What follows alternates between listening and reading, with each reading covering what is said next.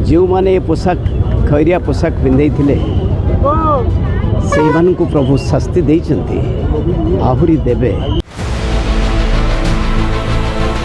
बबिन को गाड़ी रे प्रभात काबा बीजेडी छाड़ी बीजेपी रो धरी बेडबा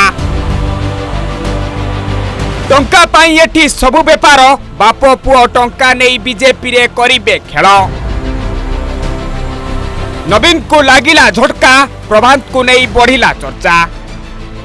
हाँ आज्ञा ओडिशा राजनीति स्वाद भारी खोटा टंका पाई सबु दल लेउटा प्रभात देले नवीन को चिंता।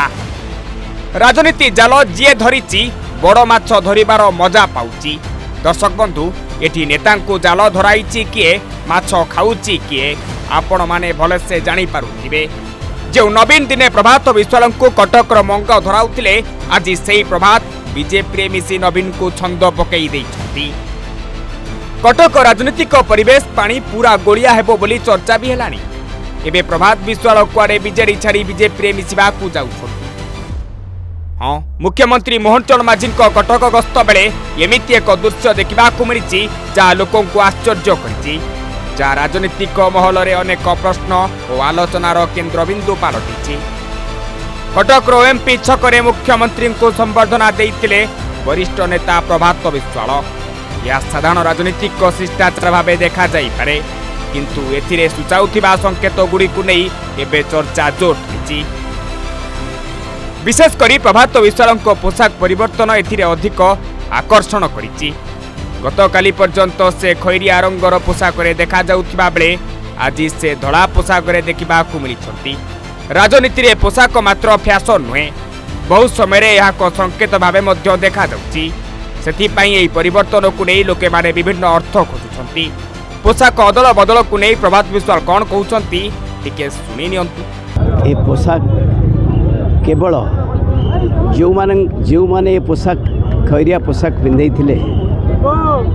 से प्रभु शास्ति देइचंती आहुरी देवे। ये केवल परिवर्तन चिंताधारा जो उद्देश्य थिला राजनीति को सत् मार्ग रे राजनीति करिबा पई सेतिरु प्रभु वंचित करथिले। ए किछि कुचक्री मानक पई सेतिरु वंचित होइछि। आशा करूछि ए धळ पोशाक प्रभु जगन्नाथ का आशीर्वाद रु माँ का आशीर्वाद रु मोर स्वर्गत बापा माँ का आशीर्वाद रु निश्चिंत भाव में सत्रे सबले जय थाए निश्चय जय हम।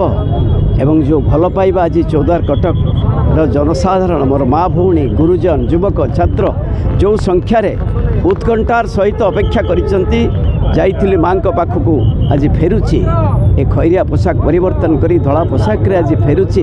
ए फेरिबारे ए जो आंतरिकता ए जो आशीर्वाद ए जो श्रद्धा भूली हेबनी। सेपटे प्रभात विश्वाल पुआ सौभिक विश्वाल राजनीतिक भूमिका को नहीं मध्य जोर चर्चा चली।